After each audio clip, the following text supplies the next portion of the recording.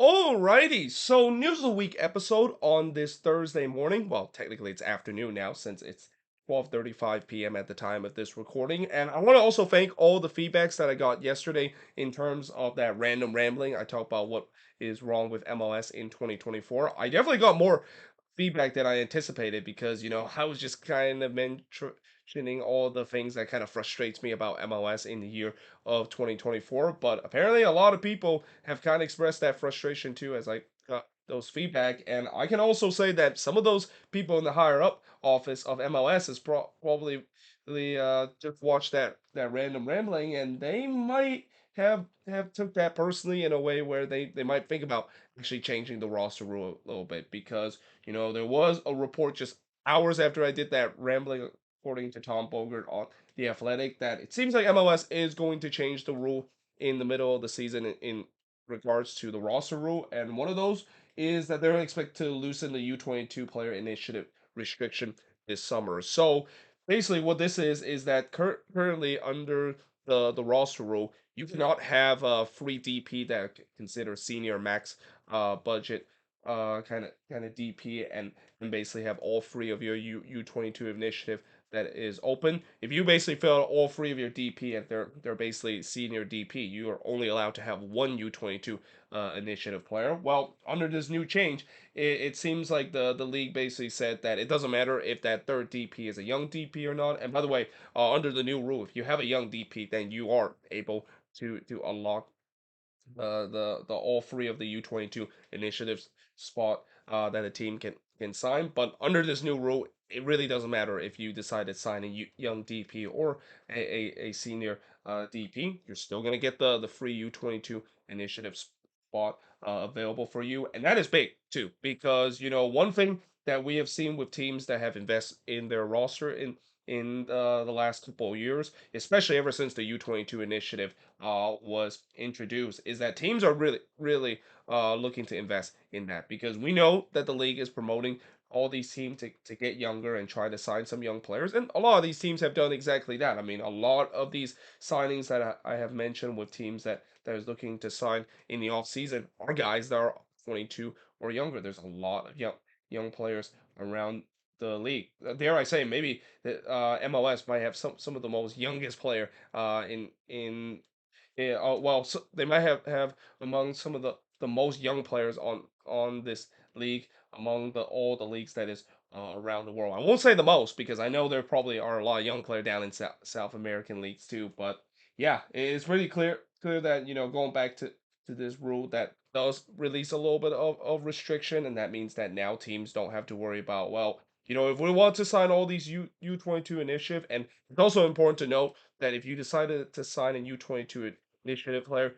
This doesn't actually count in terms of the soft cap. That's why a lot of teams are using this and taking a advantage of this new rule that was introduced a couple of years ago. But now it seems like the the new rule that introduced a couple of years ago is now going to be loosened even more to a point where it doesn't really hamstring teams in terms of how they sign that their DP spot. So yeah, we'll see whether or not if it is approved again. As I said in the beginning, this is not completely approved yet. This is just Tom Bogert basically mentioning that this is a rumor that it seems like MLS is going to do that. And one thing I will also say is that the media have basically rumored that there was some rule changes that's coming in MLS, and it turns out that, of course, wasn't the case. So I'm still a little bit skeptical that if this is going to be the case. I'm not going to truly believe that this is absolutely set in stone. But if it is going to be set in stone in the middle of the season, and if it's going to be in effect in July, and the MLS board and the owners vote on this and they say yes on this will really help in terms of how these teams basically make their decision in terms of signing the players that they need to strengthen up a team and hopefully continue to grow through this league, which is something that I mentioned in the rambling. All these roster rules are basically hamstring the league growth and maybe even in some way kind of gone backwards in terms of the league growth that it's been shown for the past 10 or 15 years. Now, the Leeds Cup schedule and brackets has officially announced today, and they've also announced where the four Liga MX team that have exclusive rights in terms of where they, of course, will be playing games and call call their city a hub city in terms of hosting these game in America. That's also been announced. So we got both of the Monterrey team, Tigres and Rayados. Seems like both of them are going to be playing in Texas. Tigres, of course, are going to call Houston their hub, while Monterrey will be calling Austin as their hub, which is kind of interesting because one of the game that Rayados is going to be playing in the Leagues Cup is against Austin FC. So yeah, that's kind of weird. The fact that it's going to be like last year again, where the Liga MX team is considered to be the home team, but the thing is that they're playing in a stadium, facing against the team that is technically supposed to be their home venue. It's a little confused in terms of that. In other teams with Chivas and Club America, two other teams that of course have rights in terms of choosing where they can have their hub city in terms of the group stage. Well, at least for Club America, they will have it all the way up to the semifinal. Club America, of course, will actually Club America doesn't play in the group stage. They actually get a bye all the way into the round of 32, but they will play their first Leagues Cup game at Snapdragon Stadium down in San Diego. Whereas for Chivas, they're gonna play their hubs. Well, at least when they play against the Galaxy, I think it's gonna be down in LA.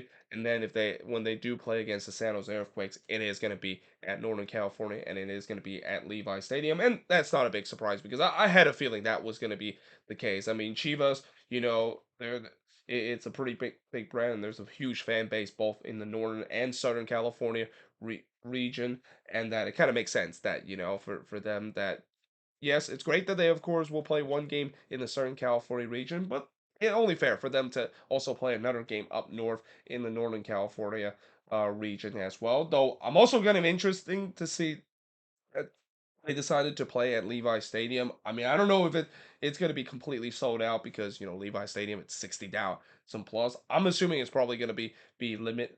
It's probably going to be around the 40,000 range, similar to what we see when the Quakes will play LAFC on Cinco de Mayo day in just a month and a half in times. But yeah, either way, I would say that even though the Chivas is of course playing the Quakes, Chivas is gonna have more of the support compared to the Quakes support, and especially what's gone wrong with the Quakes this season. I mean, I would not be surprised when Chivas does play against the Quakes, even though technically, I would say the Quakes are considered to be the home team because they play at Levi Stadium uh, before.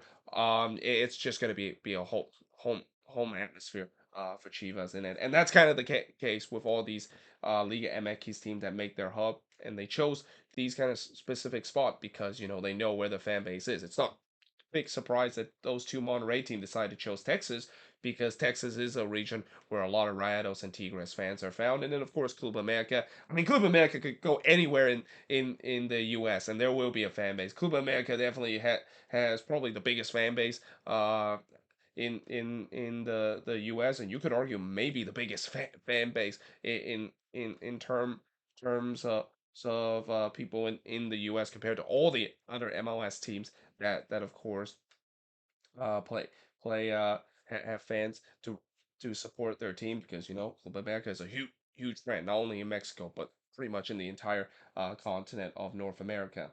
Now, the Vancouver Whitecaps, as now we're going to talk about some of the signings that has happened. So they added Ralph Prizo from the Colorado Rapids. This is kind of an interesting signing. I think this is more kind of a depth signing. I mean, Ralph Prizo going to the Rapids, it was kind of a weird move for him to go there, and it's no surprise that it didn't quite work out. So we'll see whether or not him going to the Whitecaps is going to be better, and especially with him getting to join a much more quality kind of team. And this is no disrespect to the Colorado Rapids, but when Priso was there, the Rapids were a hot mess. But joining a Whitecaps team that seems like they're heading to with more of a projectile. And even though he's not going to get regular minutes there, I think this move fits more than compared to him going to the Colorado Rapids from Toronto FC.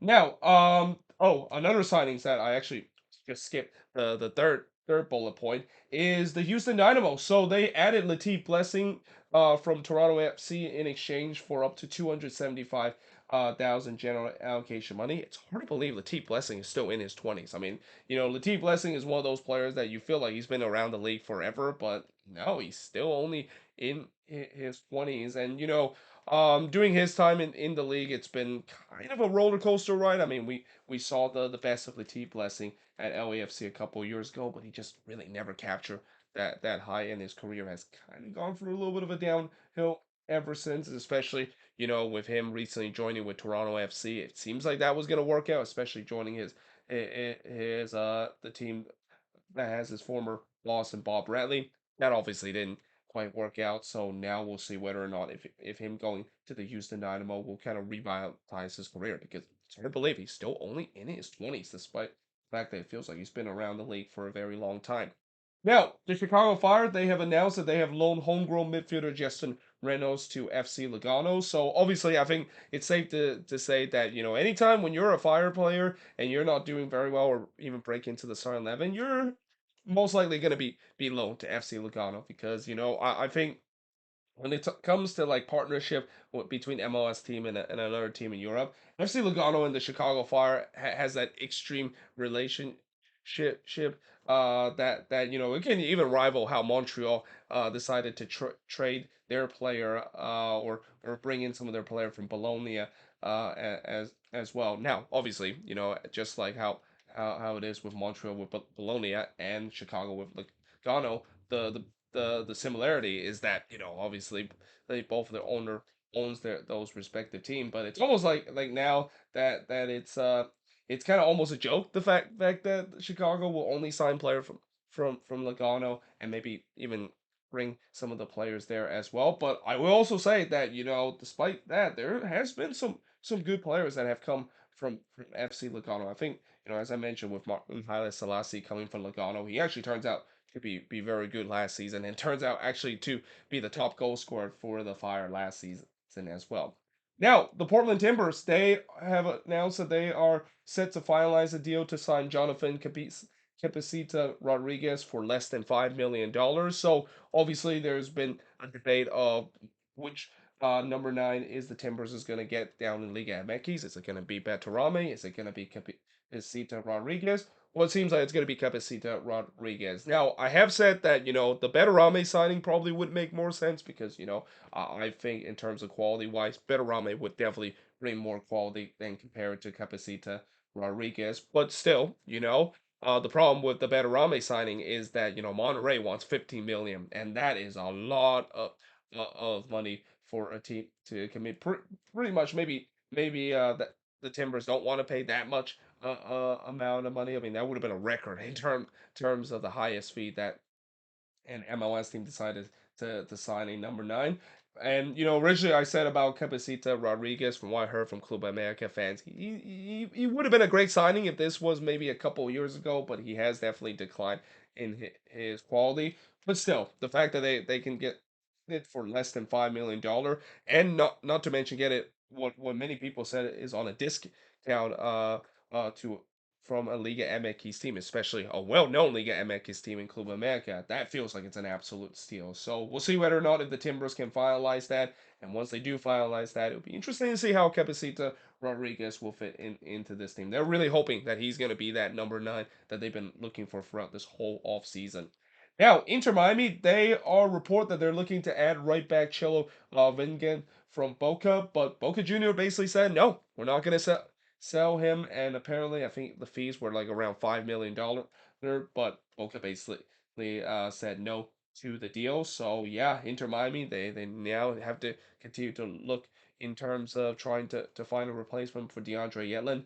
Never understand why they decided to to to get rid of DeAndre Yedlin, other than the fact that the only thing I can think of is that they're trying to clear some salary cap space, because they're really pretty much slam against the cap, so that they can of course bring in Federico Rendondo, and if I heard that they're looking to try to bring in another player as well. But when you do that, that means it does left a bit of a hole, and especially with the way that right back depth is at the thinnest that ever is. I mean, I do worry about Inter Miami, and that Yeah, I think that's going to be something that in the summer, or even in the remaining time when the transfer window is still open in MLS, that they got to have to prioritize, because there's no way in the world they should not be thinking about finding a replacement for DeAndre Yedlin. I mean, I'm not saying DeAndre Yedlin was good during his time with Inter Miami. He was okay, maybe mediocre, or just above standard at best in MLS in terms of the right back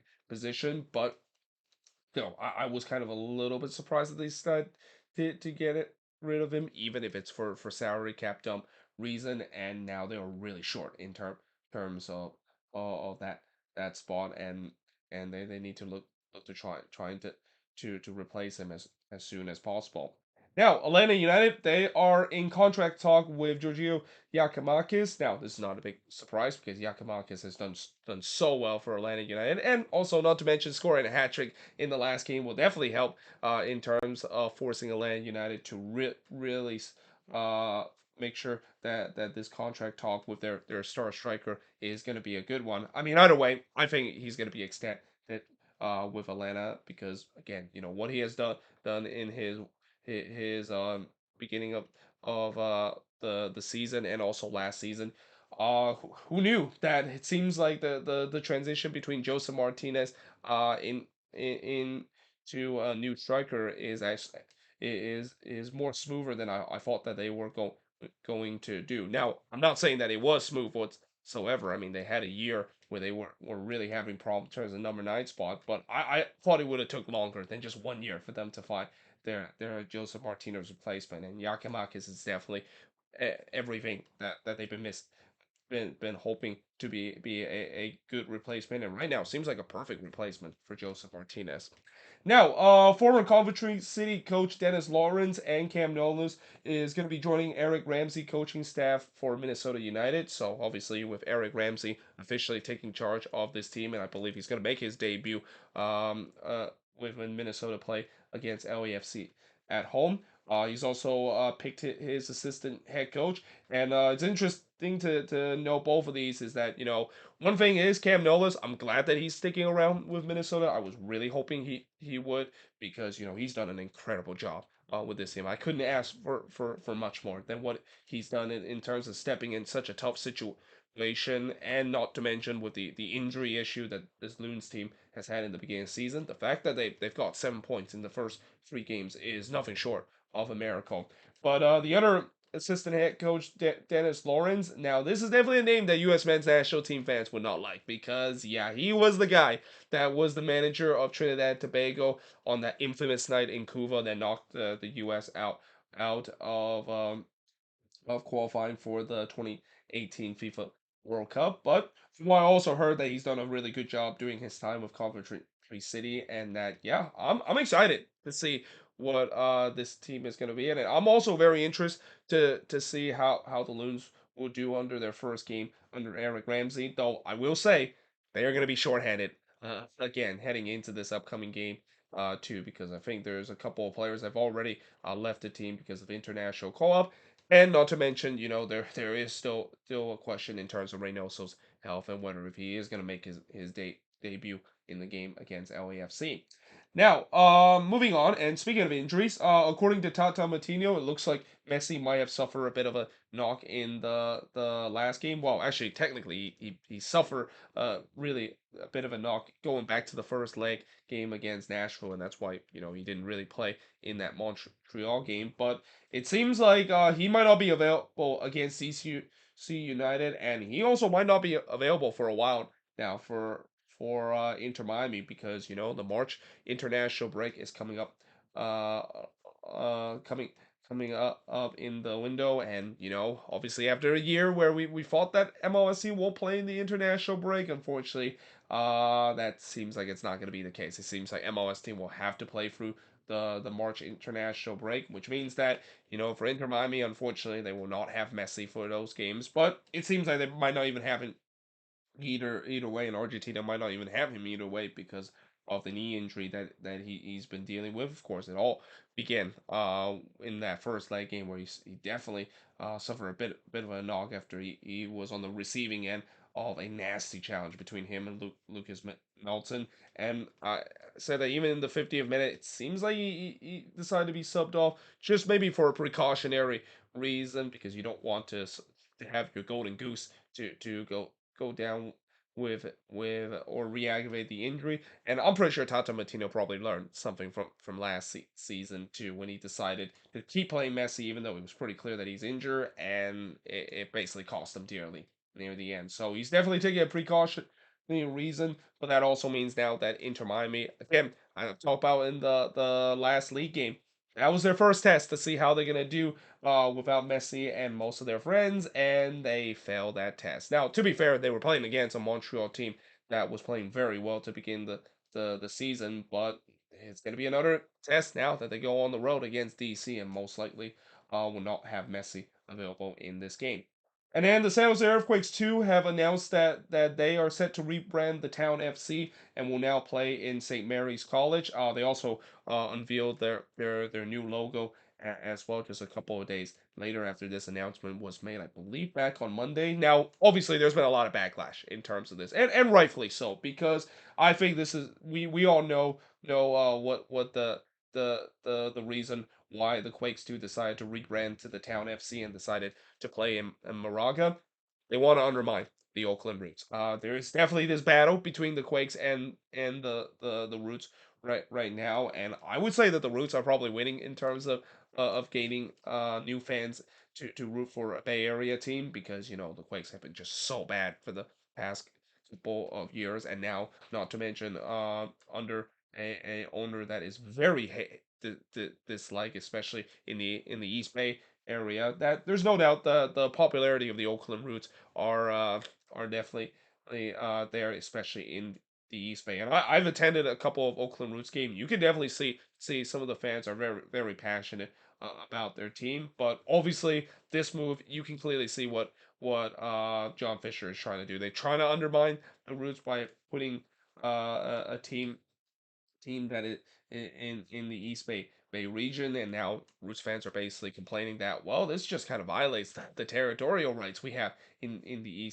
East Bay area. Well, I would say violate the territorial rights. There's really no such thing in terms of that, but they basically raise that as an argument. But yeah, overall, in my opinion, I do think that this is wrong with what the Quakes are try to do, and that I'm kind of disappointed that the Town FC decided to choose this direction. I mean, originally, from what I heard, it seems like they were gonna work closely with the Oakland Roots, the chairman and the owner of the Town FC, and that it feels like this club was maybe even going to the USL League Two or the MPSL and act as a feeder club, similar to how Project 510 is the feeder club of the Oakland Roots, and Project 510, of course, currently playing in the USL League Two, but it seems like maybe things kind of broke down, and he decided to going forth with the other team. And again, it's not a big surprise that it's been under a lot of backlash. Like if you even go to the Town FC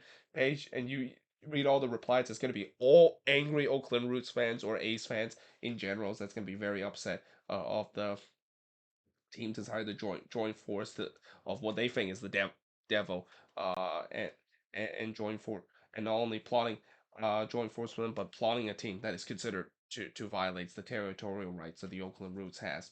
And then finally, in terms of the last news before I talk about the Nations League roster, is that all MLS matches will be free on Apple TV this weekend. So it's interesting that MLS decided to have all their games on Apple TV on free this weekend. I feel like they could have just done that in the opening weekend, again, like they did in the first season when Apple TV was introduced in MLS. But yeah, you can basically watch all of the MLS matches for free on Apple TV this weekend. And then finally, talking about the U.S. Men's Nations League roster that was announced by Greg Berhalter a couple of days ago. So these are the players are going to be played in the semifinal of the Nations League and potentially the final of the Nations League down in Arlington in just a couple of days. So in goalkeeper, you got Drake Callender, Ethan Horvat, and Matt Turner. Great to see that Drake Callender, of course, got to that spot. I know there are going to be some people that have said that there are definitely other goalkeepers in MLS that probably could have got that third spot. I think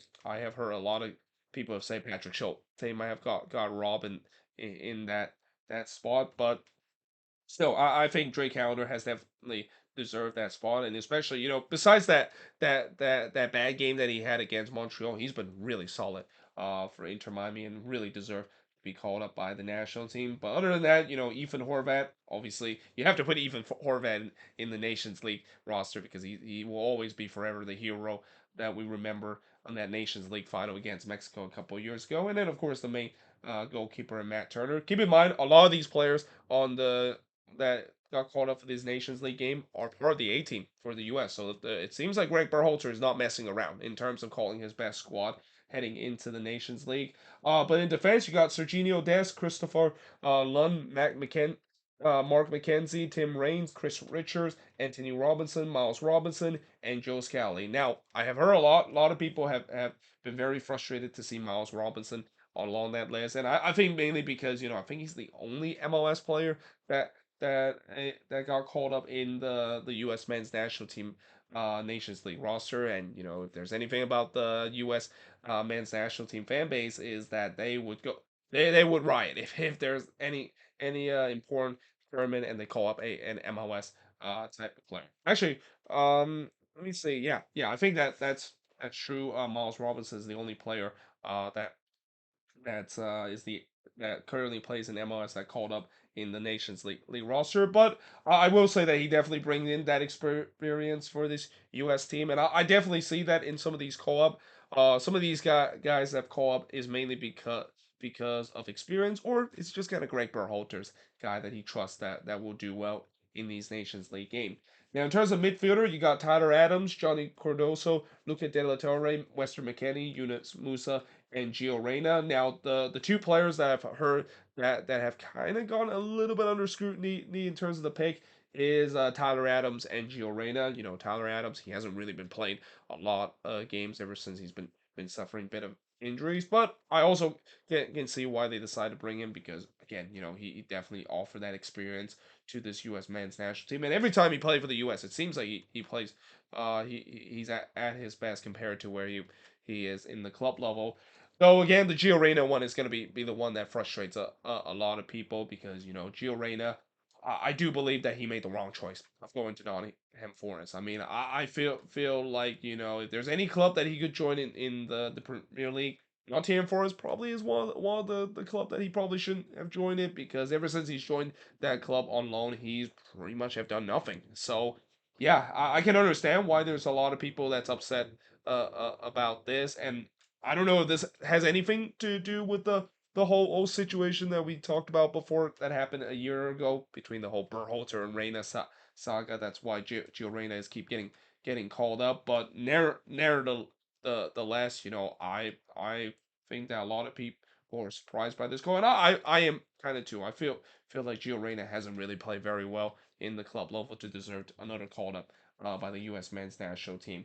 And then in the forward group, you got Florian Balogun, Malik Tillman, Ricardo Pepi, Christian Pulisic, Josh Sargent, and Tim Ware. Now, the one name that I can instantly notice that is missing in that forward group is Brendan Vasquez. I am really surprised that Greg Berhalter had not called up Brendan Vasquez, especially with the way that Vasquez has been the hottest striker right now in Liga MX. Like, we saw what he did against FC Cincinnati, and that was just kind of a taste too, because he's been a goal scoring machine right now with Rayados to a point where I won't be surprised if he continue to score so many goals for Rayados that there could be a case that he could be sold off to Europe, and that not only the fact that Rayados is going to get some revenue out of that. But that's also good news for Cincinnati too, because they have a big sell-on fee when they decided to trade Brendan Vasquez to Rayados for only $4 million. So when you have a hot striker like that, and a guy that I've said before that I think he should be the guy that leads the line for this U.S. in that number 9 position, and the fact that he didn't choose it, very very very interesting decision, and one that there's a reason why some people do not like Greg Berhalter and some of his selection, and that might be one that could be a huge reason of why in the world did you not include the guy that is clearly red hot right now in terms of what he's doing with Rayados in Liga MX, and not even giving him a call-up. Now, I'm not saying in terms of the forward group that that that Greg Berhalter decided to choose is bad whatsoever. I mean, I'm assuming they're probably gonna put either Mulligan or or actually not Mulligan, but either put Ricardo Pepi or Josh Sargent as the forward group. And Josh Sargent, from what I heard, has done really well with Norwich City in the championship. I haven't heard a lot about Ricardo Pepi of how he's been doing in the Netherlands, but yeah, again, going back to what I said about Brendan Vasquez, really surprised he did not get chosen in the Nations League roster, consider how good he's been down in Liga MX and down with Rayados.